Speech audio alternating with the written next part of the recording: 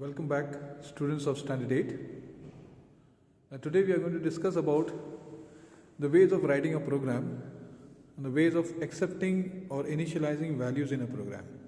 So how do we assign values to the variables in a program? And after that, we will also see what are the various types of constructing a program in Java.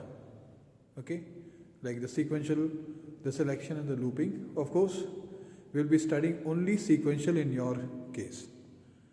Selection and looping that you study later on, that is in 9th standard and the 10th standard. And even in this case also, the way of initializing and accepting values, we will be doing the first one while coding the program and the second one during the runtime, and in the runtime we will do only using parameter or argument we call it. We will not do scanner as it is given in your book. There is no need to study them, or the buffer reader or the input stream reader. So we know we won't be studying them. Okay, that will be done in the later part, that is in 9th standard. So these are not in your syllabus for your 8th standard, so there is no need to study the scanner, buffer reader and the input stream right now. So that one which are double tick, they are the ones which will be in your portion, and you will be taught only simple programs, how to write, how to execute. Okay, please go through the chapter how to execute the program, all right, and how to write, of course I am going to tell you, all right. And also apart from this, I am also going to tell you about the method that we are going to use. So let us understand one by one. First of all, the ways of accepting or initializing values in a program. Now, how do you initialize a value in a program? The first one is while coding. That means while writing the program, you have to assign the values or store the values in a variable. So let us understand this concept. Okay, how to know exactly that you are going to assign values in a program. Look at the question that is here. Write a program in Java to store the values of A, B, C, D and E as 5, 12, 10, 9, 8 respectively. Calculate and print their sum and average. This is how we write. Okay, this is how you get the question. If it is in the, so with this we understand that what we have to do basically is that we have to assign values while writing the program only, that is within the class. Okay, remember a Java, we are doing the standalone application, so as a result the values will be assigned in the program, and so it will always begin with a class. So look at here. Now this is the concept here that we have. Class sum. Remember, class is a keyword, so it should be written in small letter. Then public is also a keyword, should be written in small letter. Public static void main, all in small letters. The sum you can write in small or in capital, no problem, because it is a user defined class. Okay. Then we have int a equals to 5, b equals to 12, c equals to 10, d equals to 9, and then e equals to 8 and semicolon. That is statement ends. So look at the class. Class has the beginning open bracket, class ends at the last. Then main function, public static void main is there. It's a function, so within the function we have all the statements. Okay, and the first statement is here, int a equals to 5, b equals to 12, c equals to 10, d equals to 9, then e equals to 8, semicolon. Then int s. In s we are going to store the sum of a, b, c, d and e. So that's why int s is equals to a plus b plus c plus d plus e. Now since we are dividing s by 5, so what we have to do is we have to take the average variable. You can take any variable of your choice. I have taken avg. So double avg equals to s divided by 5.0. Whenever you are dividing, always make sure one of them will be of double type. Alright, so s, so variable we cannot convert it, we cannot write s 0.5, so 0.0. So instead what we do is, since we have the total number of values are 5, so 5.0 we divided. And then system.out.println sum equal to s, and system.out.println average equals to avg. So this is how we write a simple program. Okay, so after writing the program, you click at compile and it will get compiled. If there is any error, it will display at the debugger, otherwise it will move out. It will say no syntax error, class compiled, no syntax error. Okay, and then after that, the icon, you right click on the icon and click at main method, and you will find it will start executing. You'll get the answer. Whatever the value is, you'll get the answer as a sum and as well as your average. So this is one way of accepting the values.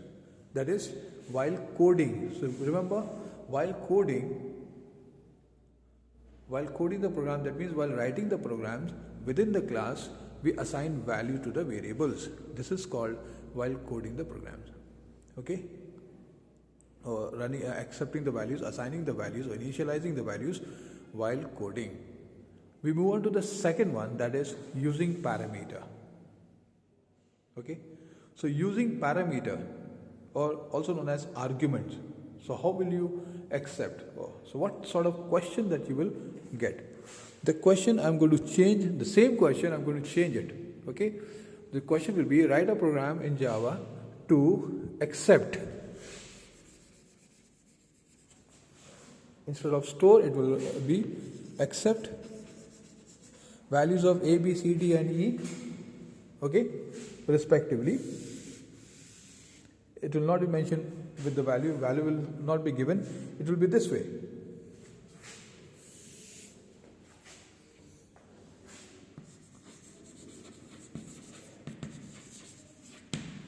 So it will be this way. Write a program in Java to accept values of A, B, C, D and E respectively. Calculate and print their sum and average. Now here what happens? Nothing is given. No values are given. In the previous one, values were given. Now in this case, you do not have the values. Therefore, how are you going to attempt these type of questions? Now in this case, see the changes that I am going to make as I am going to show you. All this part, it was earlier, so we are going to remove this one. That's all. And instead of that, this is where we write the parameters. Open bracket, and then we will write the variables, only the variables, do not write the values.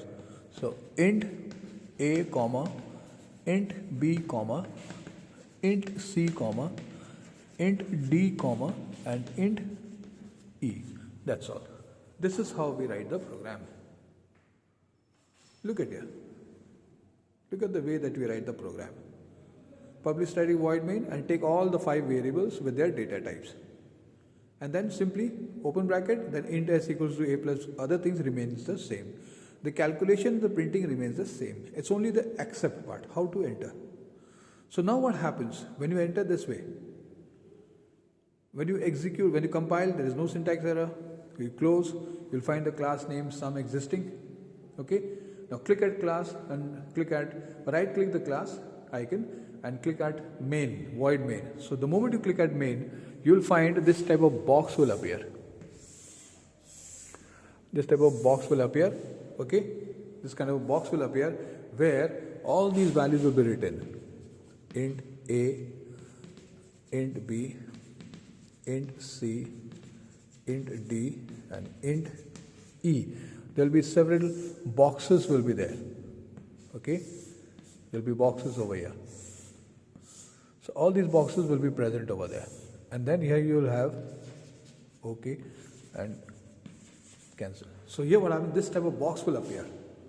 At this stage what you do is write the values, use the value. Suppose you have entered here 5, then I have entered over there 20, then I have entered over here 18, then I have entered over here 9, then I have entered over there 12. Any value of your choice.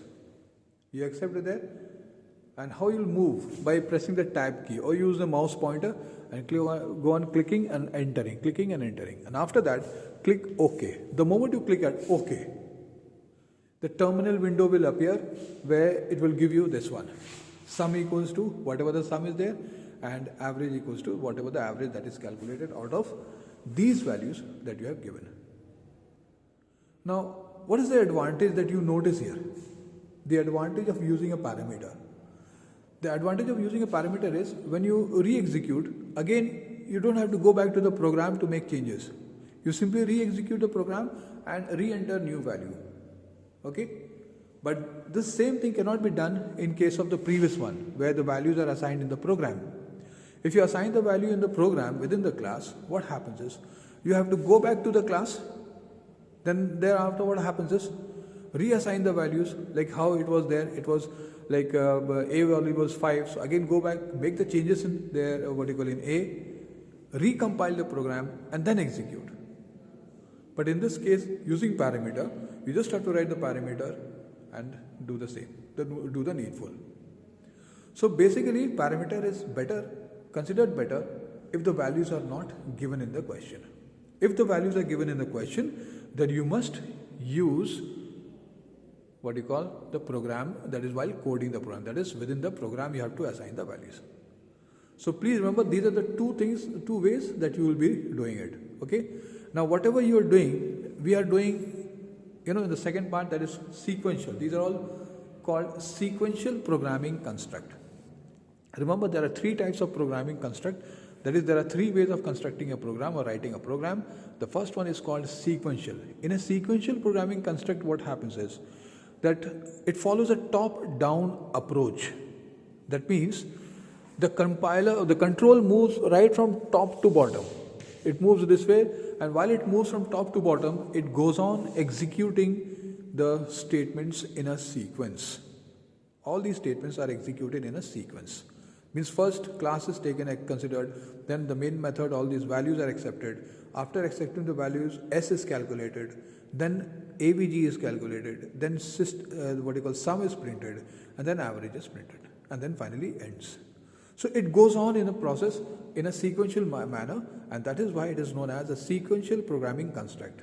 And this is what is in your syllabus. Okay, you'll be writing programs based on sequential programming construct only in 8th standard. I hope it is clear to all of you. Please look into the videos again and again in order to understand even better. Okay, so now we move on to the next one. Okay, we will not be doing selection and looping statements right now. That will be done in standard 9. Alright, so whatever is there is being taught according to the videos. Please follow them.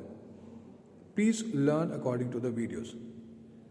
Alright, and of course from the exercise, obviously you need to do this exercise, but at least now the programs that I am giving you, please do them. Let us take another example. But remember the math functions. Math functions are very important. For example, write a program in Java, okay, to accept the values of P, R, and T respectively. Calculate and print the simple interest and the simple interest.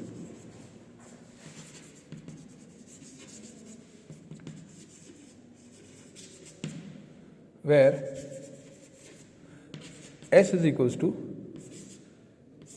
PRT by 100. Suppose this question is given to you. So how are you going to solve it? First of all, you must remember how to convert this expression into Java expression. So in Java, S equal to PRT by 100 will be written this way. That is, S is equals to, S will be double type. And this will be P into R into T divided by 100.0. Please remember, this is what in Java we call it. So you must know how to convert into Java expression. Then only it will be easy for you. Okay? So now you know what to accept, what to calculate, and what to print. In a Java program, you must always remember what is to be accepted, what is to be calculated, and what is to be printed.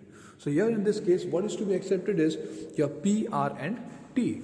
So what I'm going to do here is, I will accept P, R, and T out here. Okay? So we'll do this way. Int P, comma, int R, comma, int T.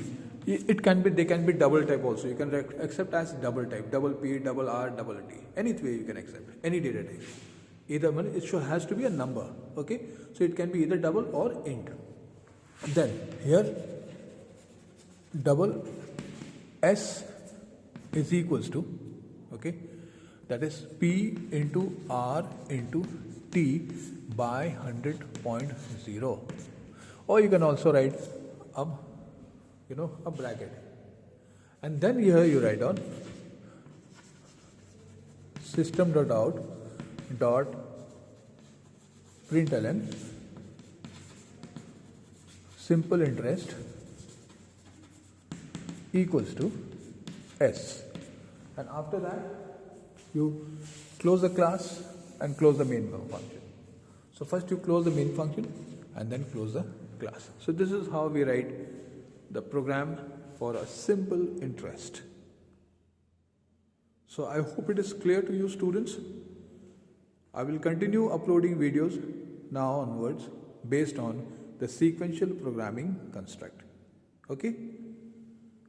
So in case if you have any doubts, you definitely give me a thing, send me on my WhatsApp number, and if possible, I will definitely clear your doubts. So till then, be safe, take care all of you, and may God bless each one of you. Thank you.